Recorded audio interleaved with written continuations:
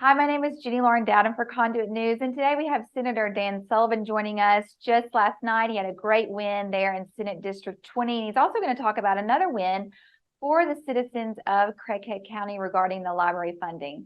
Hi. Hi, appreciate you having me on today. Again, it was an exciting night last night, a lot of good wins. I'm very thankful to the people of District 20 for re-electing me, and I appreciate their confidence and look forward to working in the Senate to serve the people of Jonesboro and Bono and Northeast Arkansas. Absolutely. And we are excited about your win as well. So congratulations. Let's briefly just talk about that and what you saw during the campaign, coming out of the win now and moving forward. We have the session in January, but then also I think people are probably very interested to hear more about the fact that citizens voted to cut the library millage in half. And this was a contentious issue that people on both sides were very passionate about. But I want to get your opinion on that vote as well last night. Sure, and I'll start out with my election. You know, this is starting my fourth term, second term in the Senate, fourth term overall, or fifth term overall, I guess. And I've never had an opponent who believes so much differently than I. She labeled herself as a progressive Democrat. And in posts from progressive Democrat newsletters, they aligned themselves with the Red Party of Arkansas, which I assume is the Communist Party, with the Green Party of Arkansas, and with the Social Democrats of America. So we had quite a difference in what we believed in that debate. So I was really happy to win and see the people of Jonesboro and Bono select me by a significant margin and reject the progressive Democrat platform. Don't you think that rejection, that vote, and we saw in other places as well, across the state, as well as the nation, people are saying, no, we do not want that. We want common sense solutions, conservative values, what's going to help us at home, whether it's to pay for groceries, gas, or filling up our tank, things like that, rather than moving so far to the radical left. Do you feel like that was a big rejection of that ideology? Yes, and that played out in the library vote too. You know, I think people love the library. They respect our library. I do, and others do. However, that works both ways. You know, when a public institution is the steward of the people's money, the public institution, such as the library in this case, has a responsibility to be respectful of the people and promote their will. It's a public library, and I understand First Amendment rights. However, public means everyone has an opportunity to participate there and feel comfortable. And in this case, there were really two issues. One was the financials. And as came out in several debates on that issue, it was clear the library had about a $7.7 million surplus. And that money couldn't be used for a new roof or new buildings. It was strictly operational. And people wondered why the board was such a poor steward of the people's money, rather than letting the people decide what happened with that money. And the referendum simply rolled back. It's not a defund. It rolls back the tax from what it used to be at 1 mil, then was voted up to 2, and now is voted back to 1 mil. So it's not a defund at all. It's just rolling back that. And if somebody wants to come forward in another year or 5 or 10 years and increase that funding, they can certainly do so and have that opportunity. But you know, the push, and we have talked about this, Jenny, the push and the narrative was to set this up as an LGBTQ issue.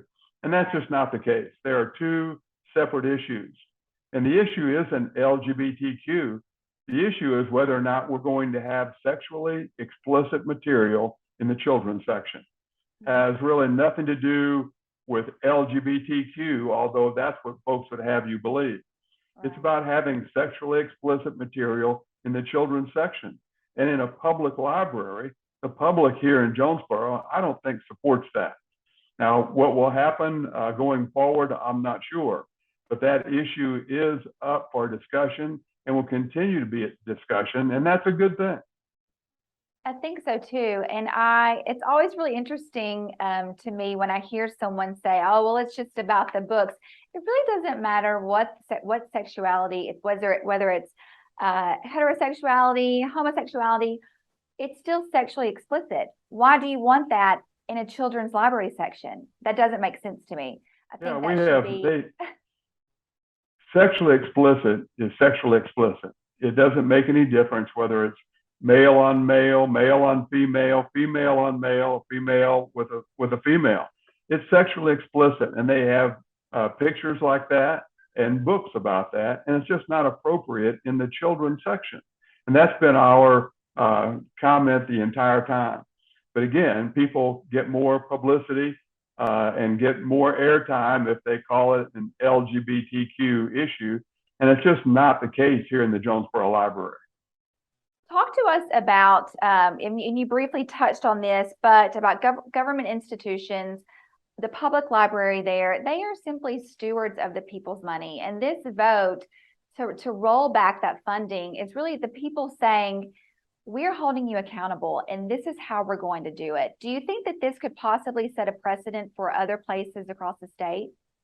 Well, I sure hope so. And you know, some of the same people that were hearing we need a huge surplus were the ones hollering when we had a $1.4 or $5 billion surplus at the state level.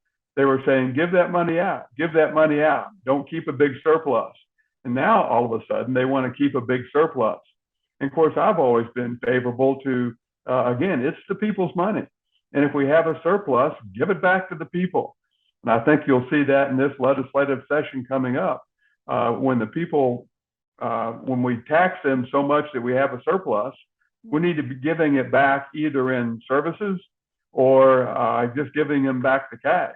But to put it in a bank account and just let it sit there is not a wise use of anybody's money. And I think you will see it. We've already talked to people across the state and across the nation about this issue. And again, it just becomes a matter of whose money is it, and our government institutions being good stewards of the people's money. And if not, then our Constitution allows the people to have a referendum and have a vote and have debate and discussion. Those are good things, and it's what makes America, what makes Arkansas such a wonderful place to live, is we have a chance to vote on these issues, similar to when we did the marijuana issue that failed. It's up to the people to decide. Well, before we let you go, and I really appreciate you joining us on Conduit, give us your overall impression of Tuesday's results. Of course, Sarah Huckabee Sanders, governor-elect. There was really a clean sweep across federal offices and state for conservatives. So just give us your overall impression of the results. Well, I mean, that's my overall impression too. And I'm excited, and we meet tomorrow at the State Senate to talk about issues and what we do going forward. And I'm just so excited to be working with Governor Sanders, and just I've heard her push for education, bettering education. I think we have a great opportunity. And again, it falls back to our schools being good stewards of the people's money, and our students learning as they should be. And if not, why not? Because people who have children in school have an obligation for us as legislators to make sure they're getting their money's worth in our public education system. And again, I think Governor Sanders will have a plan. I look forward to being able to support that plan, as do, I'm sure, the rest of my Senate cohorts. But it'll be an exciting time. Look forward to it. Well, thank you so much. Again, congratulations on the 2 wins there in Jonesboro last night. Thank you so much.